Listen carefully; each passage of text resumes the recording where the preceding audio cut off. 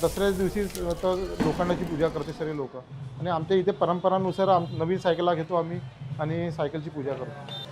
जे लोक नागपूरला येत होते ते सर्व बसस्टँडवरच उतरत होते. बसस्टँडवर उतरल्यानंतर मग त्यांना कुठे जायचं आहे ते त्याच्या पैसे सायकलच एक वाहन होतं की ते सायकलनं जाऊ शकत होते.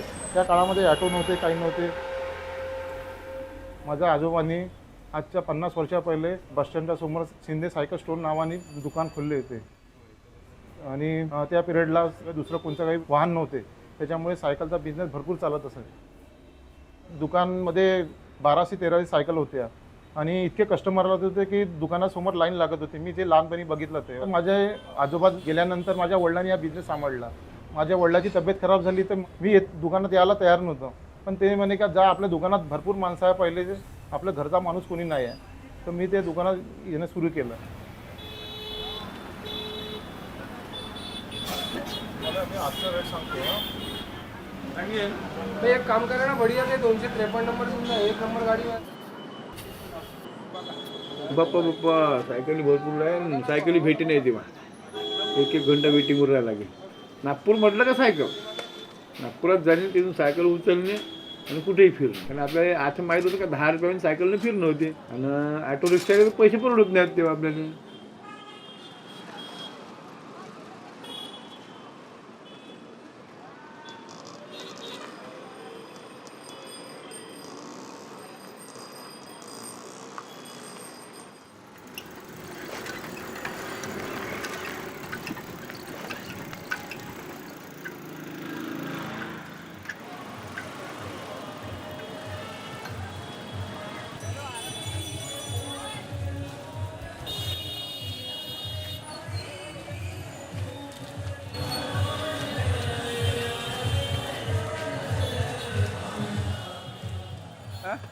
केसावर भुगेन भातावर भोजी.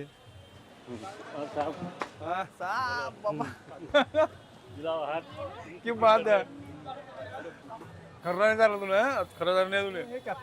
चॉकलेट ते किती आहे देऊ तो?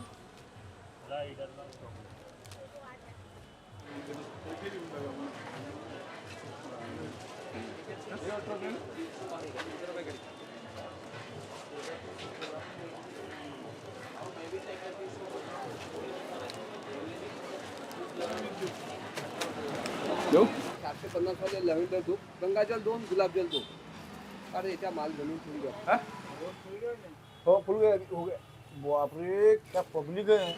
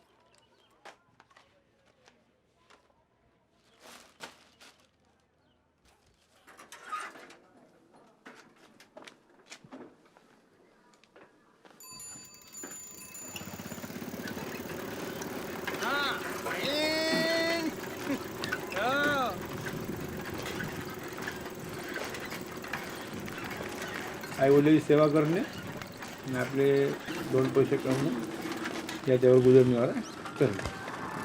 आता आपण फिरत आहोत, थांबायचं कामच नाही, तर विचार याची गोष्टच नाही आहे. समजा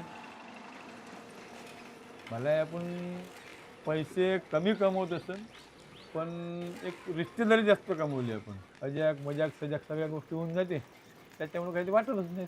म्हणून सक्त मस्त जीवन जगल्याने वाटते.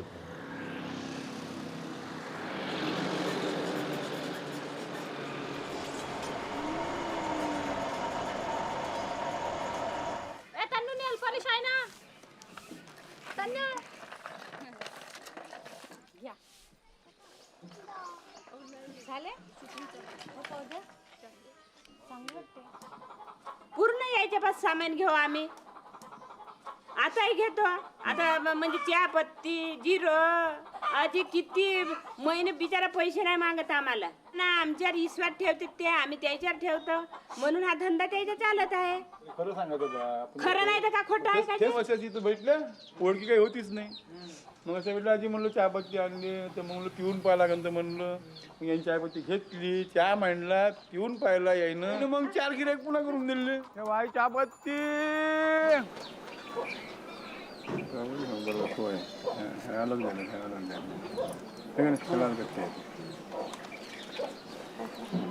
तुम्हाला काय दिवस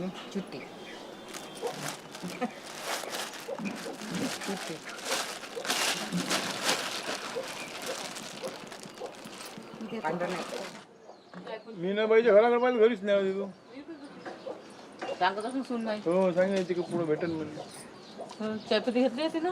हो. नाही आज नाही घेत दे चायपत्ती.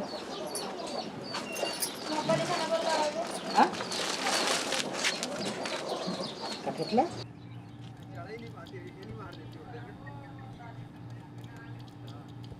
आपली एक इच्छा होती 50 वर्षापर्यंत आपण सायकल चालवाच बा तिथपर्यंत पोहोचले जिद्दी ना आपण सायकलच्या.